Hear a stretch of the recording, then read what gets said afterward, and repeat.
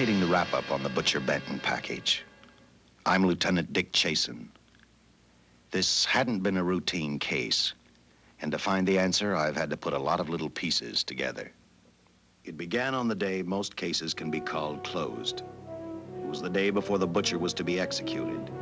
He was visited by his attorney, Paul Lowe, in the death house. It was at this first meeting the Butcher Benton case took its first switch. Well, that's it, Butcher. The evidence against you was so strong, the governor turned down your appeal. You're a rotten liar, Lowe. You started railroading me from the beginning of the trial. And now you're still trying to throw me curves. Look, I don't blame you for being edgy, but get this straight. I didn't double-cross you. I never worked harder for a client. You mean you never worked harder for a client to get him sentenced? You were a fool, Butcher. If you hadn't tried to double-cross Squeamy, Ellis, and Joe Marcelli, they wouldn't have turned state's evidence against you. But you had to get greedy. You wanted to keep the whole $600,000 for yourself. Well, the boys got sore, and I don't blame them. It was all your idea. You planned the whole job. You hired us. When you found out I'd staged the money, you decided it was time for me to die. You got those two crumbs to turn state's evidence on me. You stinking rotten mouthpiece. We both know that isn't true, Butcher. Now, look, what's the sense in not giving me the money? It's not gonna do you any good. Well, I'll have the satisfaction of knowing that none of you three crumbs are gonna spend it. What about Eva? Don't you owe her something? You tell me where the money is, I'll see that she gets your share. I've got a different idea. I'm gonna kill you and Squeamy and Joe. Then I'll take care of Eva myself. You thick-headed ape, you're gonna die tomorrow. Remember what I said. I'm gonna get you, all three of you. Even for you, Butcher, that'd be quite a trick. So long, dead man. Remember what I said. I'm gonna kill you, all three of you.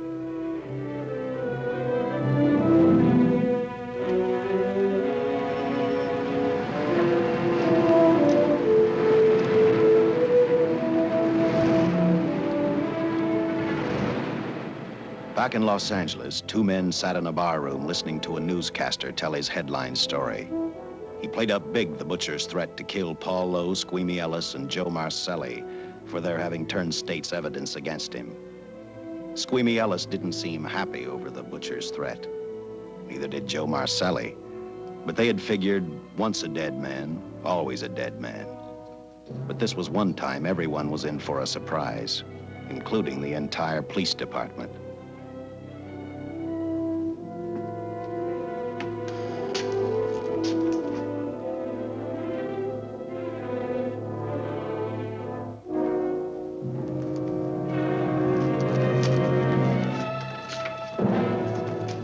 Seen the headlines, Captain?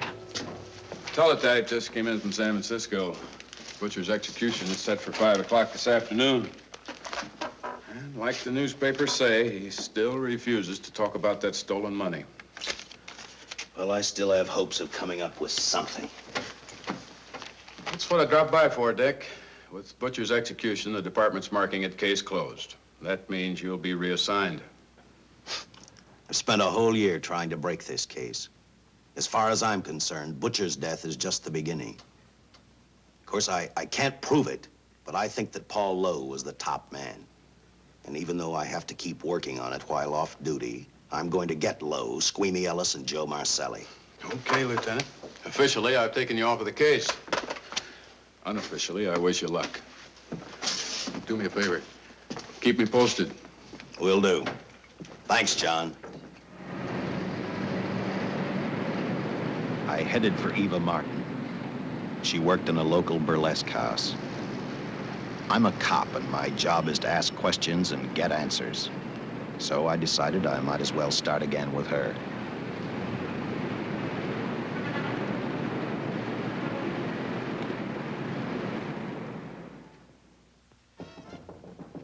Come in. Oh. What do you want? I'd like to talk to you. Talk? You're a cop, aren't you? That's a good question. I can't even find a 3-ton armored car, let alone the $600,000, and I've been on the case a year. I've told you, and I've told you, and I've told you. I don't know anything about the money. I never did. Benton's gonna be dead in a little while. I thought it might make a difference. I never knew anything about the money. Call me dumb. I didn't even know Charles was in the rackets until the trial. Now, take it easy, kid. You're on, Eva.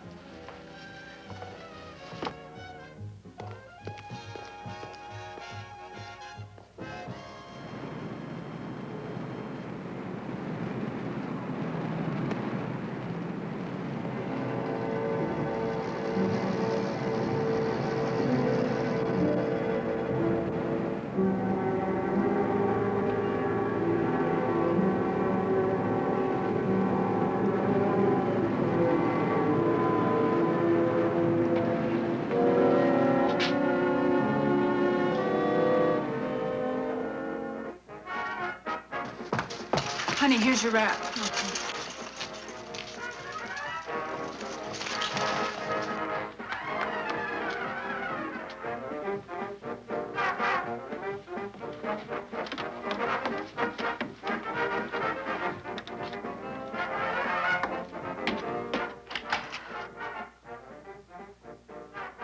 A few moments ago, Butcher Benton, without revealing the whereabouts of the $600,000 stolen in the armored car holdup, paid for his crimes against society in the gas chamber at San Quentin. Now for a look at the international scene. Today... Come on, baby. Don't waste tears on Benton. I feel so badly about Charles. If I'd known, maybe I could have done something. How about a drink? We could both use one. An artist can't drink while she's working, Paul. Boy, see.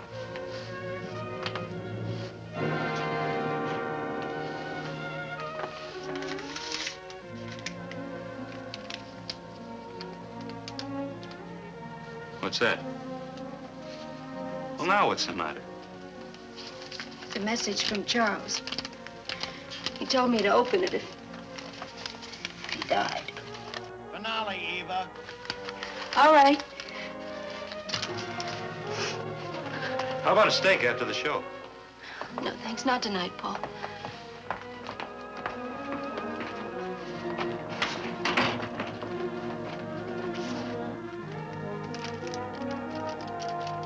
I didn't find out until much later, but Paul Lowe, in opening the letter the butcher had given Eva, found a map outlining a section of the city sewer system, and clearly identified was the spot where the butcher had hidden the stolen payroll. He replaced it with a $50 bill. I guess he figured $50 to gain $600,000 was not a bad day's work.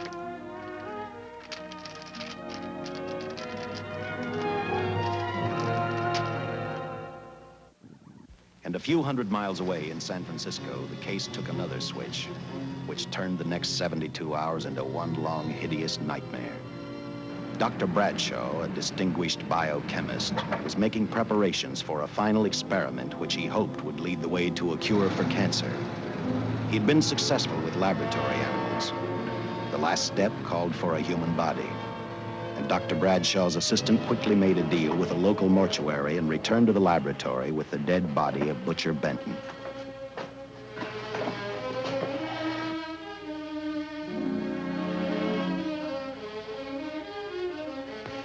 You made good time. Well, I didn't waste any. Any trouble? No, I just handed the money over and moved the body into your station wagon. That was that. Good. Get a syringe.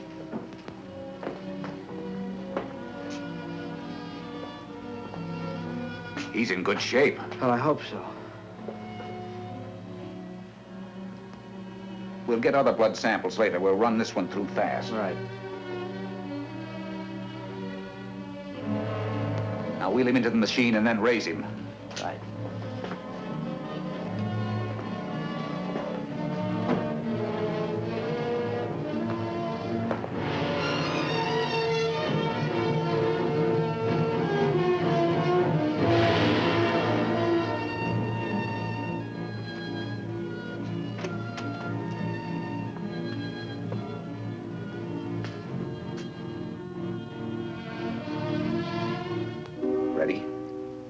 You mean you're going to give him 287,000 volts? Yes, yes. I'll get the fluoroscope set. We'll check with that before we start dissecting. Turn off the lights.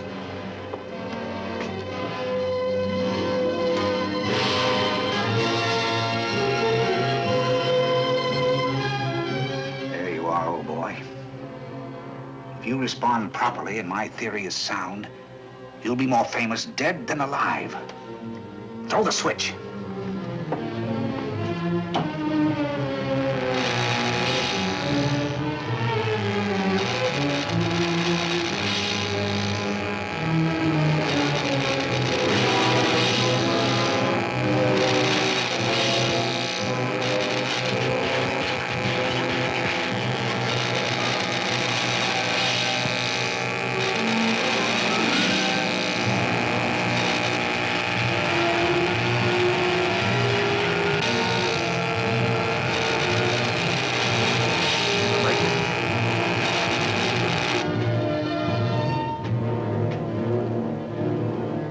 Wait, I thought I saw a pulsation of the heart.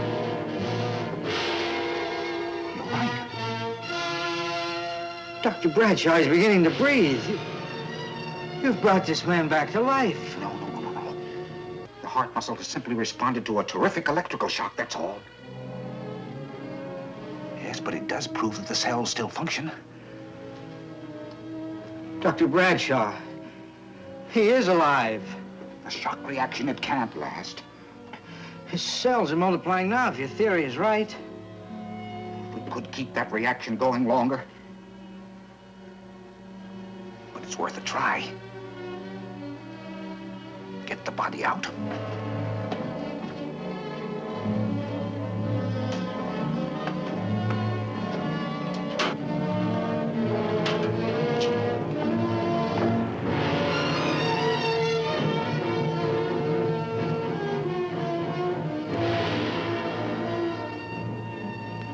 Get some adrenaline from the supply room. Some amyl nitrite, too. Hurry, hurry.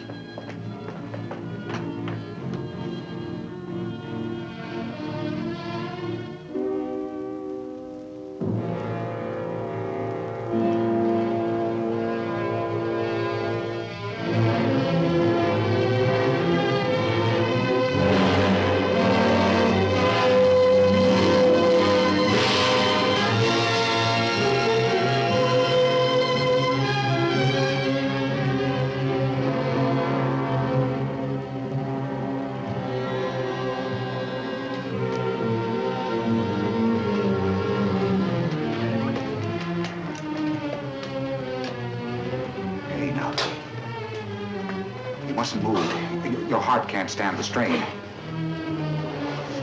Now, you must lie still. Please, please. Easy now.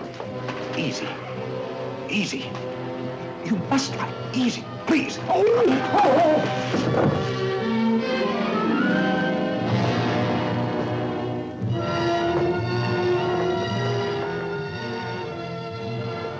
Dr. Bradshaw's experiment had given life back to the butcher. He tried to talk, but the electrical voltage had burned out his vocal cords. Yet it hadn't destroyed his brain. He knew who he was. He knew who he hated. As he stumbled about the room, I think he thought only about one: kill Lowe, Squeamy, and Joe Marcelli. The tremendous electrical voltage that Dr. Bradshaw had given the butcher had increased his cellular structure to the point where he was no longer a man. Dr. Bradshaw's experiment had created a vicious, brutal animal with an almost inconceivable amount of strength. Dr. Bradshaw must have believed the butcher's regained life would last for only a few minutes. Therefore, instead of calling for help, the doctor decided to handle his creation alone. Now, easy, Benton. Just relax. I'm a doctor. I want to try to help you. Do you understand me? You're in my laboratory. The execution was carried out and you were declared dead. I tried an experiment on you and brought you back to life, although I didn't intend that. Now, you've had a great shock. Now come and sit down. Now, be quiet. Now, come and sit down. Take it easy. That's the boy.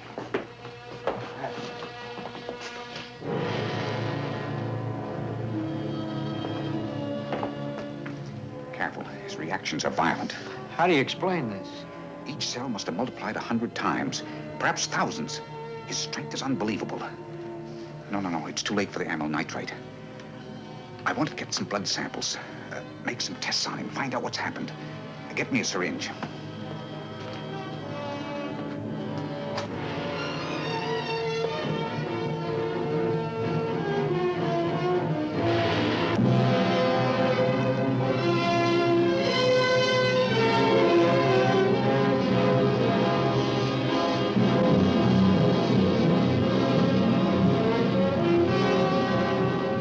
Why won't the needle penetrate the skin? Tissue must be nearly a solid mass of cells. How are we going to get the blood sample? Surgically, perhaps.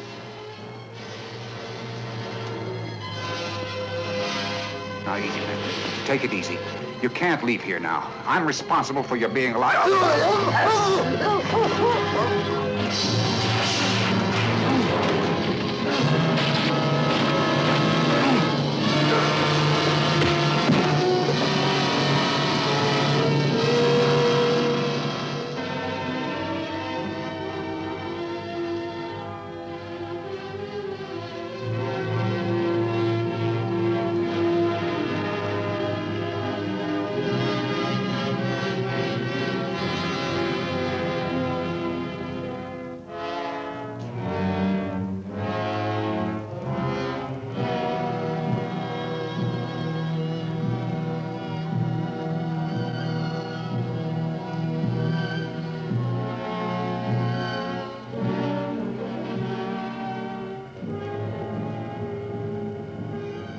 Towards the end of this case, Captain Lauder and I found out the doctor and his assistant had been murdered. But I'm getting ahead of my story. The butcher didn't know how he had been brought back from the dead, and he didn't care. All he knew, he was alive. Then this monster-made man started thinking about Los Angeles.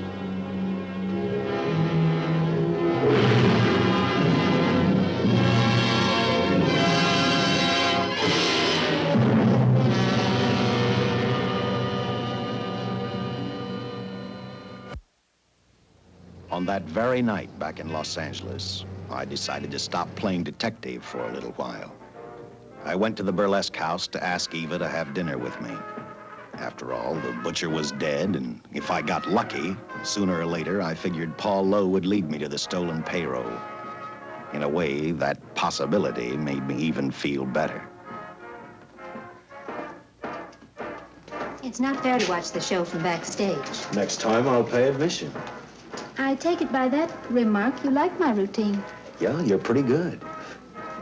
What I can't figure out, though, is why you stay in a place like this. It shouldn't be hard for someone like you to get a job in a class spot. If you weren't a detective, I'd be willing to bet with a line like that your next remark would be, how about dinner?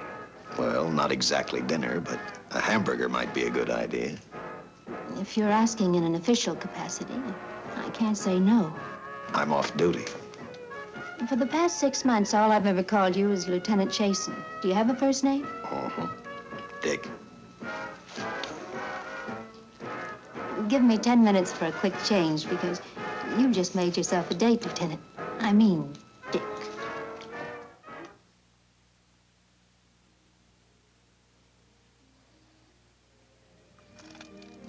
You know something, Dick? I haven't had hamburger in the front seat of an automobile with a guy in a lot of years. Well, from now on, we'll do it more often. It's funny. I always figured a policeman wasn't really a human being. I mean, unless he was arresting someone or trying to solve a case, he was unhappy. Shows you how wrong you are. In fact, everyone on the force gets fed up occasionally with the job they do. Maybe we're more human than anyone else. We see so much trouble, we get to hate the word. But as long as the world's filled with people, there'll have to be men who enforce the laws. What made you join the department? Now who's making with the questions? No, honest, I'd like to know. Well, it's really a very short story. When I got out of the Air Corps, I knocked around for a while. Well, I went to work for an oil company. One day, I went back to college on the GI Bill. just before graduation, I noticed all about the police department exams. Seemed a pretty good thing to do with your life, so I took the exams, passed, then went on from there. If I ask one more question, will you give me a straight answer? Try me. Am I still part of the Charles Benton investigation? I mean, right now. I don't think so. As far as the department's concerned, when Benton was executed, the case was marked closed. But inside of me, that's not good enough. I don't follow you. Well, the $600,000 is still missing. And a fast-talking underworld lawyer like Paul Lowe is walking around a free man. Someday, no matter how long it takes, I'll get him and the money. Until I do, the Benton case for me is not closed. I give you my word, Dick. Charles Benton never told me anything about the money. Oh, I've been sure of that for a long time. But how did you ever get mixed up with anyone like the Butcher? As trouble ever started, just happened. I had a roommate who used to date Benton all the time. One day she packed and left for Chicago. Benton carried a torch for her, and he used my shoulder to cry on. First thing I knew, we were having dinner together, and a few weeks later, I was labeled by the police as this #1 suspect and Benton's girl, but it was never like that. I made only one mistake. I felt sorry for him. You mean, until he was arrested for the robbery and the killing, you had no idea how he earned a living? I know this is going to sound crazy, but I only went out with Benton a couple of times, and all we ever talked about was Madge, my old roommate. The last time I saw him, he tried to get too friendly, and that's when I told him he had the wrong girl. But like I said, I'd already made my mistake. What about the burlesque house? How do you two fit together? You sound like a lot of other people. I left a small town a couple of years ago because I won a beauty contest, and the first prize was a screen test. Da, da, da, da. After which, nothing happened? That's right. Only, it was pretty rough. And then one day I read an ad about girls wanted for a burlesque show. I auditioned and I got the job. You know something? It's like any other job. If you're looking for trouble, you can find it even in a schoolroom. Well, when the screen test didn't work out, though, why didn't you go on home? Well, first you have to have a home to go back to. My folks are dead, so Los Angeles was as good as any place else. I don't know about you, but I do 8 shows a day, and at this hour, I'm bushed. I know what you mean. Mind if I drive you home? No. And I'll tell you something else. I haven't minded anything about tonight. Not even the hamburger. I kept playing tag with Lowe. He made 4 telephone calls. 3 of them didn't interest me, but one did. The one to Joe Marcelli. I watched Joe head for his meeting with Lowe, and for some unknown reason, I began to get the feeling that this case was finally about to explode in my favor. You see what I mean? Well, look at that, will you? I seen him stagger on 2 legs, but he's doing it on 4. Shut up, you flea bag. Well, look who's calling names. At least I ain't a squealer, a stoolie. Ha! I warned you before. All right, Harry, that's enough. I'll take care of him. I want to talk to him. Okay, Mr. Lowe. With any future business you've got with this psycho, take care of it upstairs in your office. If he keeps showing around here, sooner or later he's going to get slugged, cripple or no cripple. All right, shut up, Joe. Sit down.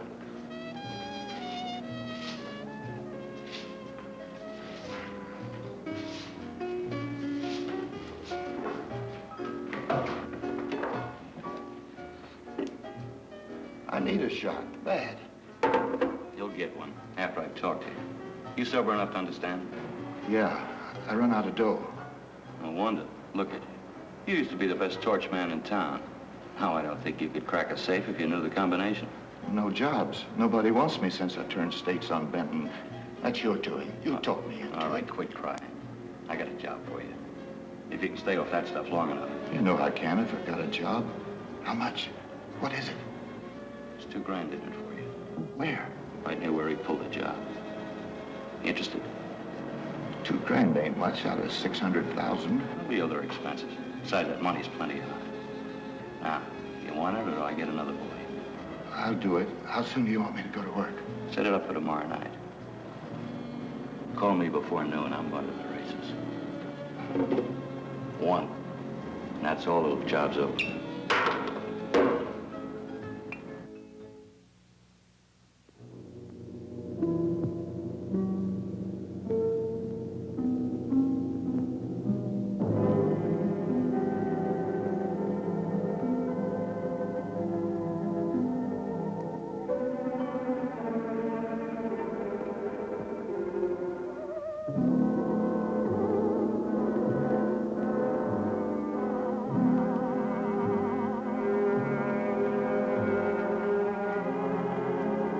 The butcher was walking slowly toward Los Angeles. He'd traveled through wooded hills to prevent being seen by anyone. Finally, he came to a quiet road. He stopped to get his bearings. And then he saw her. He saw something else. An automobile. For the butcher, that rang a bell. With a car, he knew by the next afternoon he'd be in Los Angeles in plenty of time to catch up with the 3 men who had double-crossed him.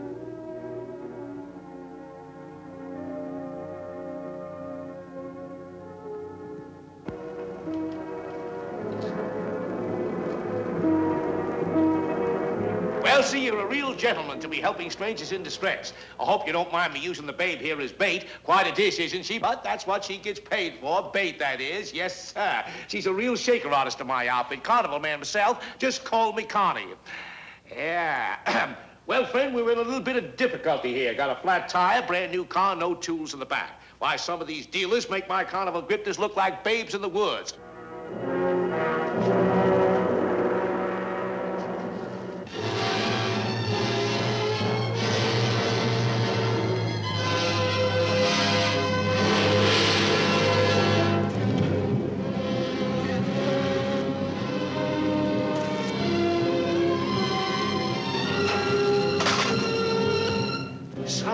Holy. Say, who you with, friend? Let it down. Let it down. No matter who you with, friend, believe me, I can do better for both of us. I'll make a fortune for the both of us. Oh!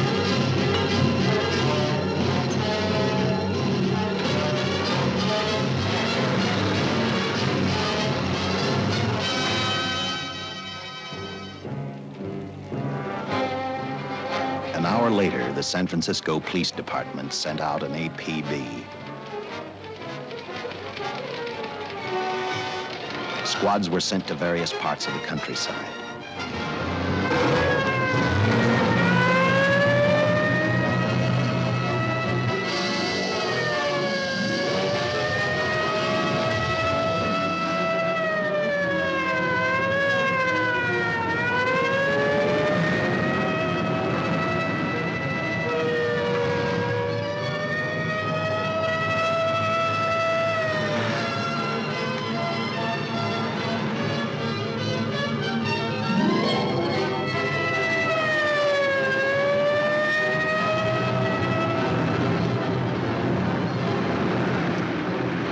Roadblocks were thrown up to catch the cold-blooded killer the hysterical girl had described.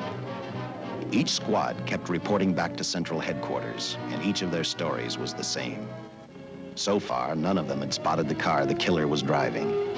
Orders were given to shoot to kill, because from the girls' further accounts, they realized they were dealing with a maniac.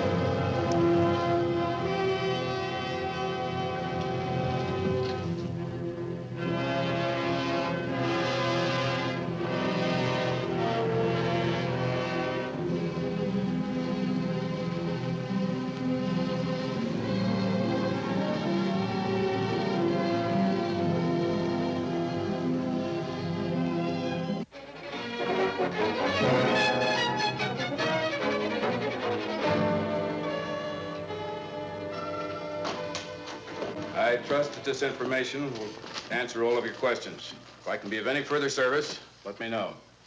Sincerely, J.I. Lauder, Captain Police, L.A. Here's another all points from CHP, Captain.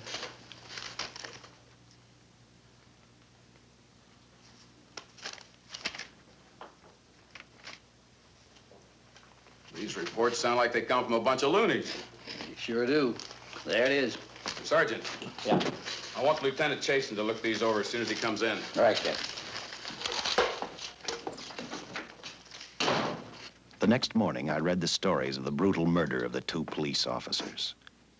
I also read the witness's statement about the bullets having no effect upon the killer. I felt sorry for the witness, and I thought about how easily a person's mind can become confused when suddenly they receive a brutal shock.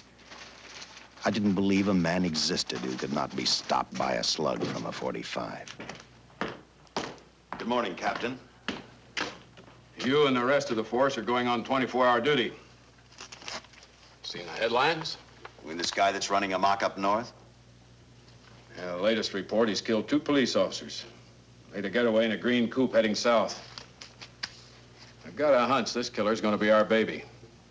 He could be in town right now. Yeah. You better get started, Lieutenant. Okay. Any new leads on that hold-up money? I think the girl can probably be counted out. If any of the others are wise, they're keeping mighty quiet. Let it ride for now. The whole force is gonna be on the spot until we catch this killer. Newspapers will have a field day.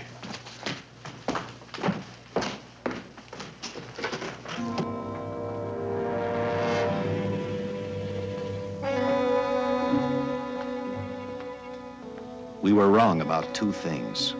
The killer was already in our city, and we didn't know he was Butcher Benton. He headed straight for Eva Martin.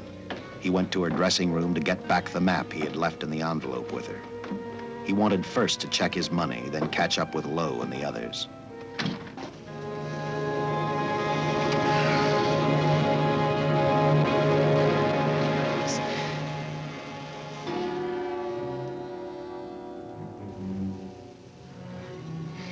Can't be.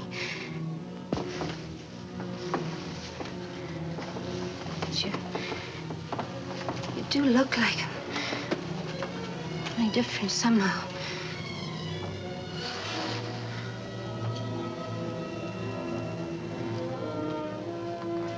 It is you. Why didn't somebody tell me? What's happened, Charles? Those look like bullet holes. Are they?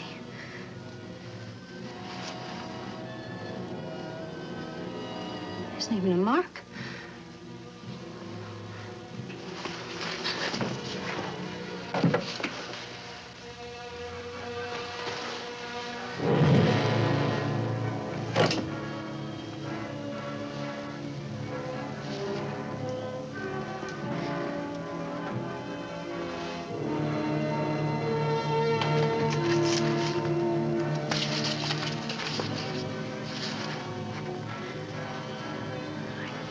I opened it like you told me, and I found the $50.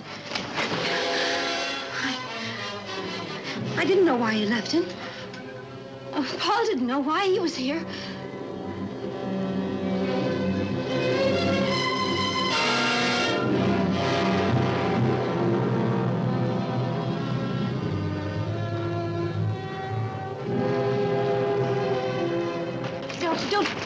Don't think crazy. The name of Paul triggered his hate. He left her dressing room and started for Squeamy Ellis and Joe Marcelli's place. Because he knew, with them out of the way, Paul Lowe couldn't open the strong box where the money was hidden. He thought of Squeamy and Joe first. He was saving Paul Lowe for last.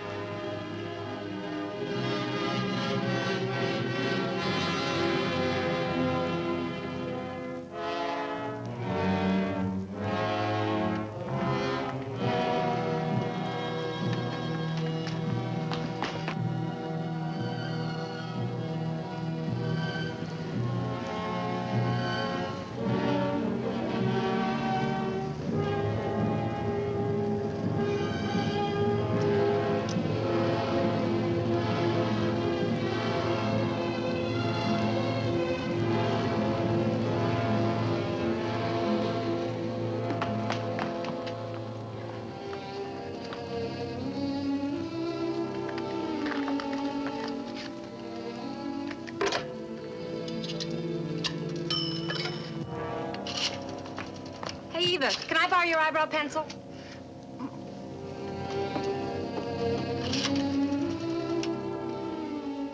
Operator, get me police headquarters. Lieutenant Chasen, please.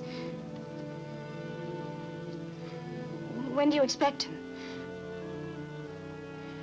Well, tell him Charles Benton is alive, and even bullets can't stop him. I'm not crazy. Just say a friend of Charles, he'll know.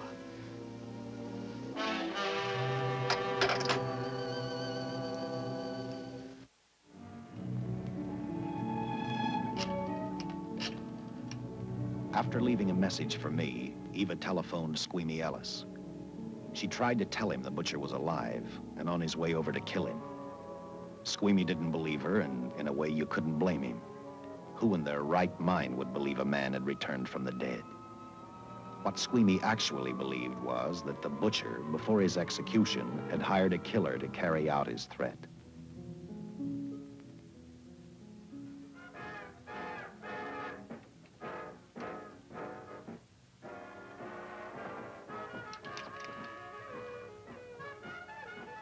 You sick? What? You don't look so good to me. 10 minutes, Eva. All right. Say, Eva, I could take over the matinee trick for you.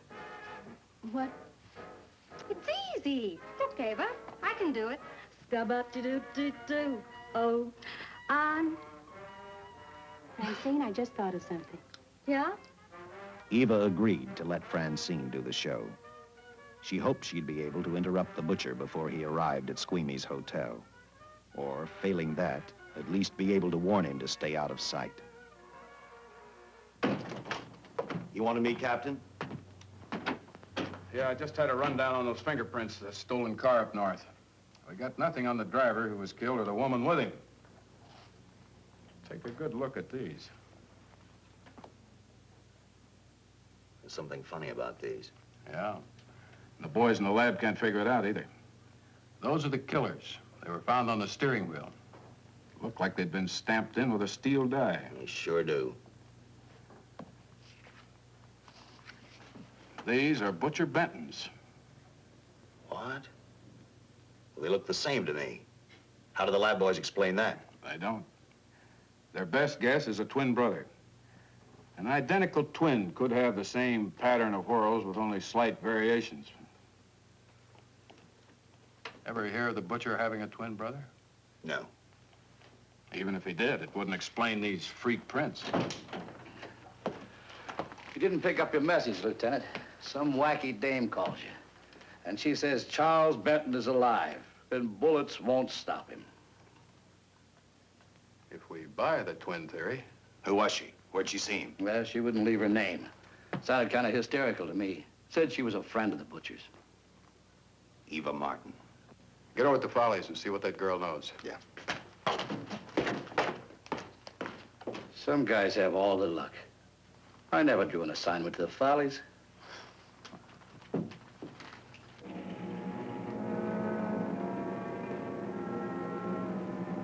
Meanwhile, the butcher headed for Squeamy's hotel. He didn't seem to be in any particular hurry. Actually, he seemed like any normal person, on his way to work or on his way home.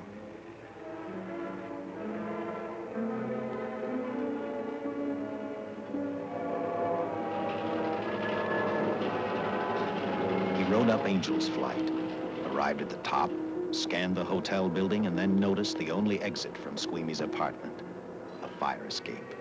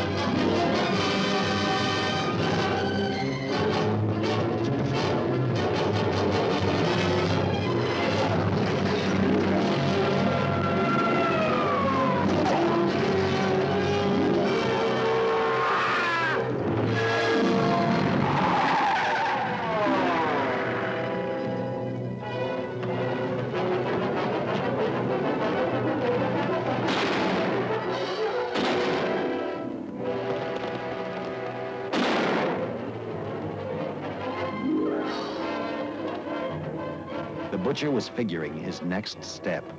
And as he looked at the dead cop, he thought about Paul Lowe, the next man on his list.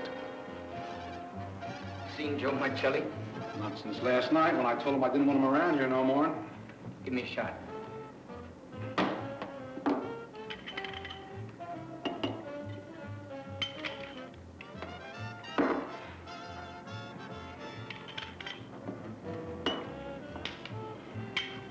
Look, I need help.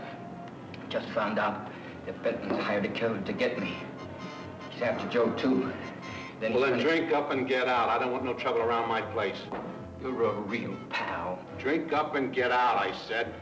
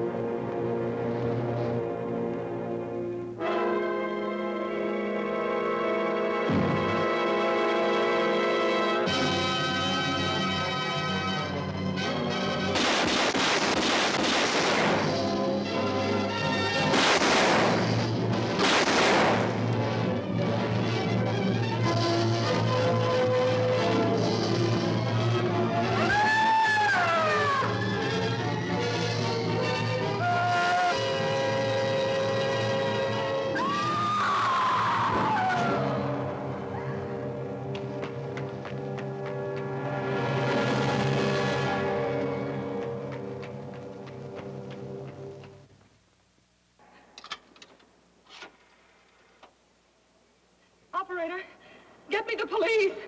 Police! Yes!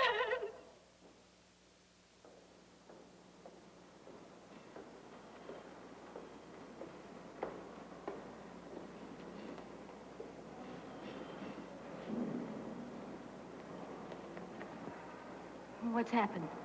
A guy named Squeamy got thrown from the 5th floor. He's deader than a mackerel. Customer of mine. You mean Squeamy Ellis? Yeah, that's it. Just Squeamy. No one else was killed. Ain't one enough?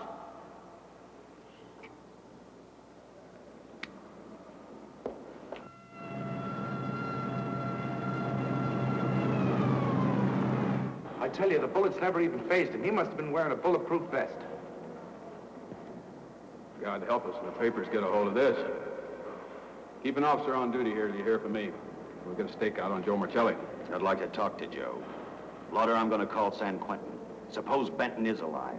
Every available man's been put on the case now. Yes, sir. All right. All right. Anything new? Report on Dr. Bradshaw, owner of the station wagon. The San Francisco police located his laboratory in the basement of an electrical power receiving station. Bradshaw, what's he know? He's dead. And another man, too, his assistant. The lab is a shambles. But now we're getting some action from San Francisco. Benton's body never arrived at the mortuary where it was supposed to go. An attendant there finally broke down, admitted he picked up some quick cash by handing the body over to a man he was unable to identify. The man was driving a station wagon. Blast it, man. The chief's on my neck, and the commissioners are on his, and the mayor's on theirs. Now, am I supposed to tell them that our killer is a dead man? They found a notebook in Bradshaw's lab. It ties his experiments in with a Professor Dwiggins at Caltech. I hope to hear from Dwiggins soon. Captain, report from the valley on a hysterical woman. Reports the presence of the killer. There's the location. Let's go.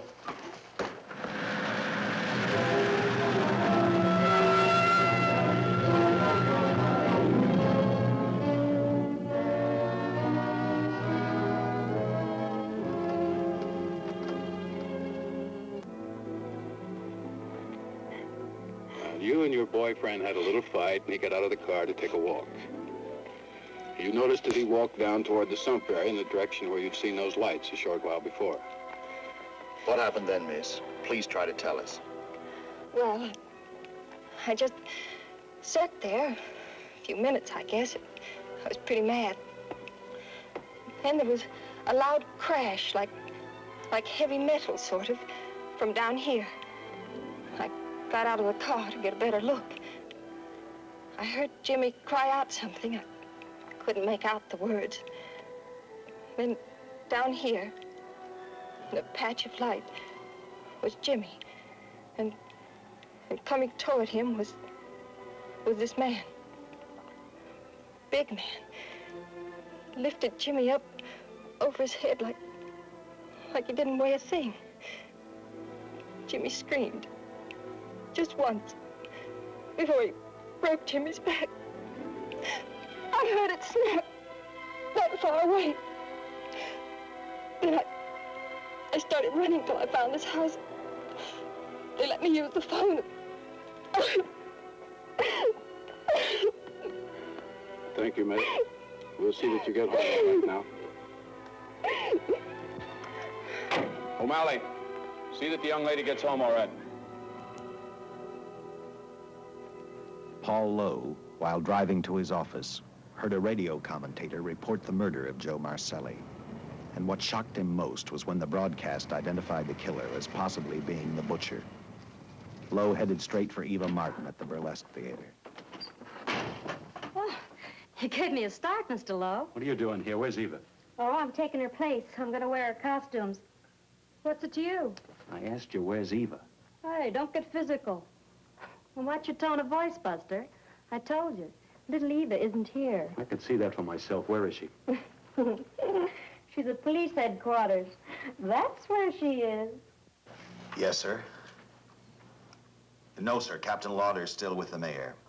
The killer dropped out of sight. He was last seen in the Hollywood area. Yes, sir. We know he's dangerous. Every angle's being covered. Yes, sir. I'll tell him.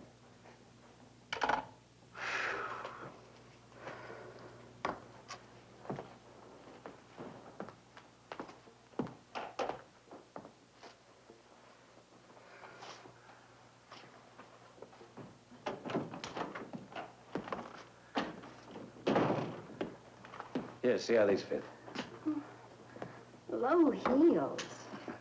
I'm sorry. It's the best our wardrobe department can afford. Any idea how soon the captain will be back?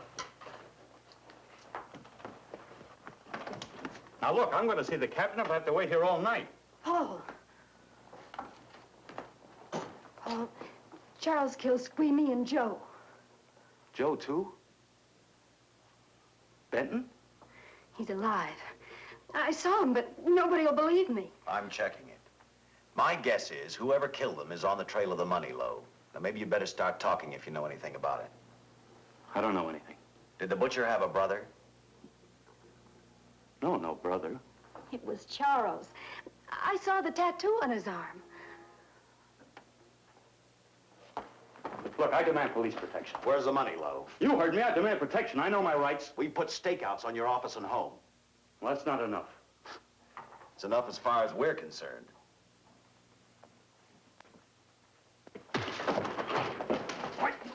Now you gonna book me, Sergeant? Then throw away the key.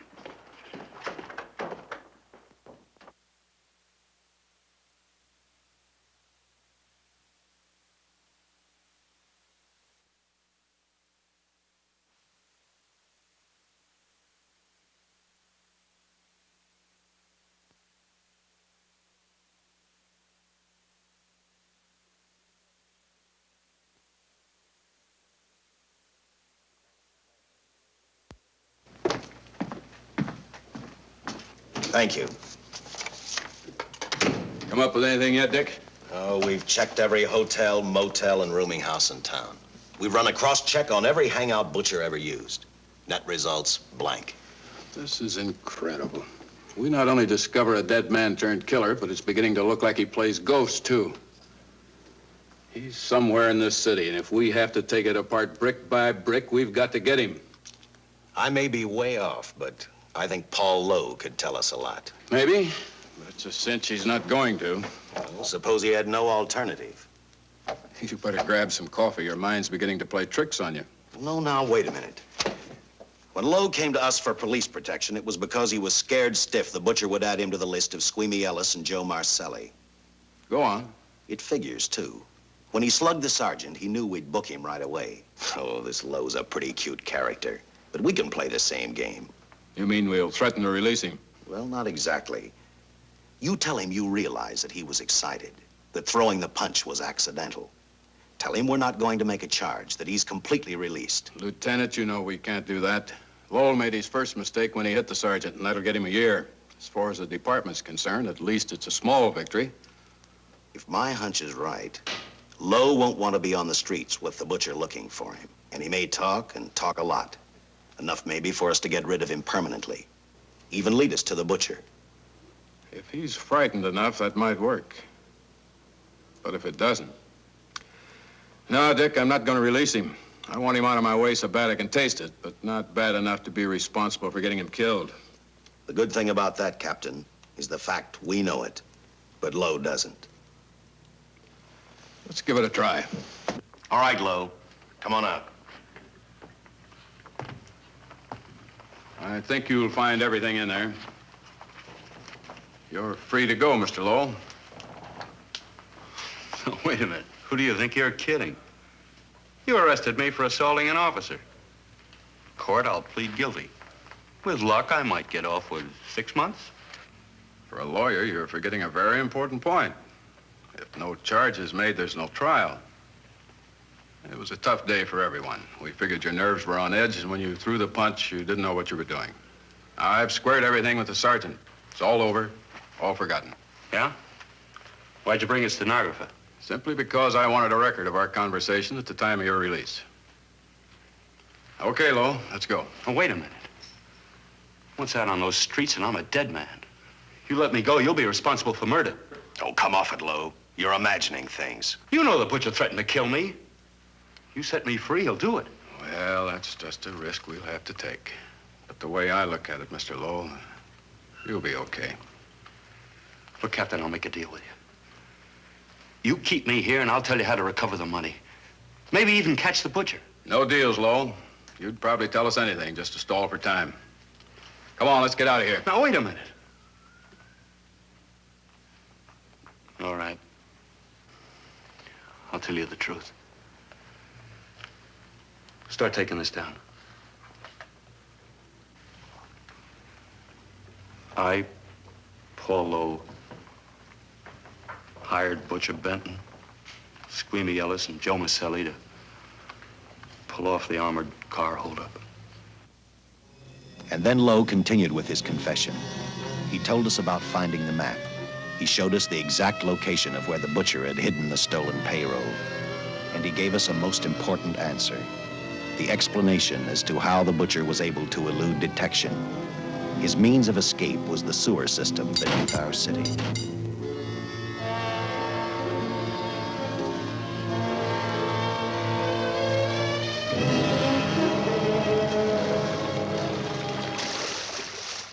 The department went to work fast. Every police squad in the city was detailed to cover a specific area. Every entrance and exit to the Los Angeles city sewer system of 700 miles was covered. Captain Lauder and I, along with several other squads, headed for the entrance where, according to the map, Butcher had hidden the money. Our job was to stop him, and that made me think of one specific question. When we found him, could this monster be stopped? I, for one, wasn't sure.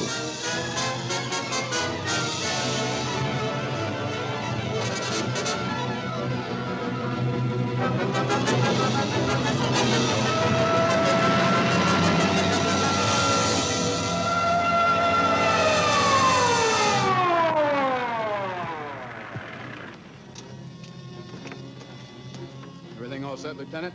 City engineers mapped out each possible exit. A squad of officers are spotted at every point. If the Butcher can be caught, now's the time. Well, after I talked to Caltech, I called on the fire department for a little help. The professors thought a flamethrower might stop him. Flamethrower? I suppose their boys have had a chance to join our squads by now. I see we have one with us here. Have you thought about what'll happen if this doesn't work? No. I've been praying too hard that it will work.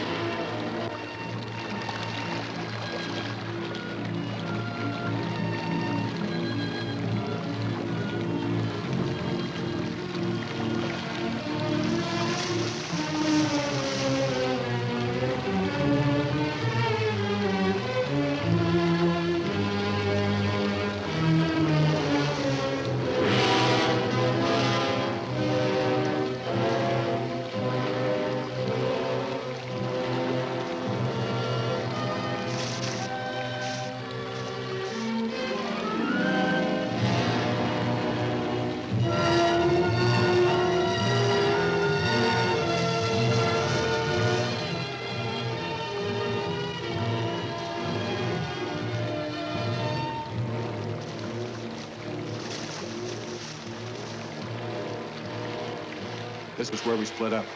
I'll go straight ahead.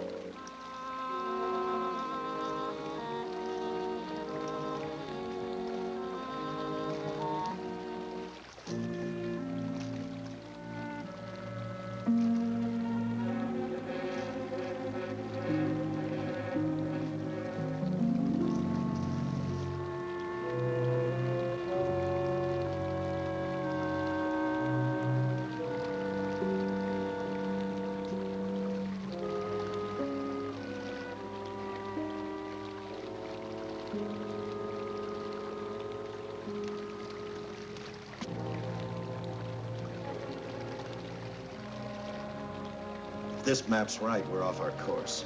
We'll have to backtrack.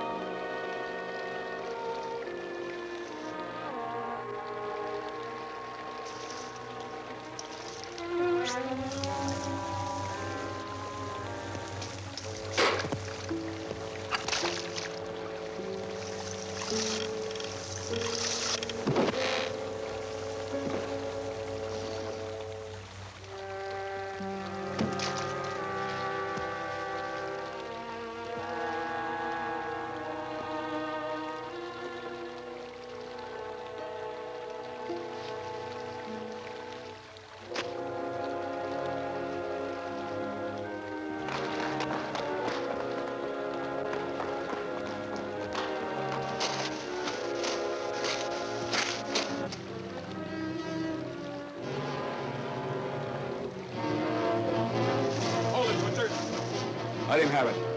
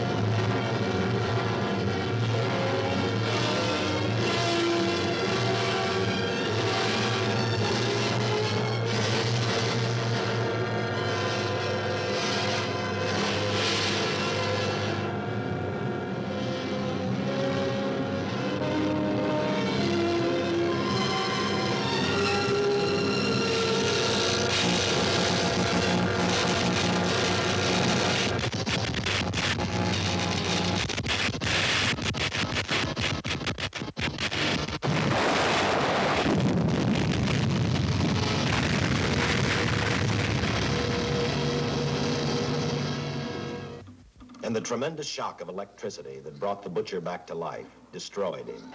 The $600,000 stolen in the armored truck robbery has been recovered. Case closed. Well, here are the scientist's comments for your records. I had to fill in a few spots with my own guesses, but I guess that's about the size of it. Did you get any sleep? Oh, some. Not much. How's the girl today? Well, I called the hospital about an hour ago. She'd gone. Gone? Where? Well, she told him she was a working girl and that she'd been away from the job too long already. Quite a girl. Yeah. Say, how about that time off I've got coming? 48 hours, beginning right now. Get some rest, Dick.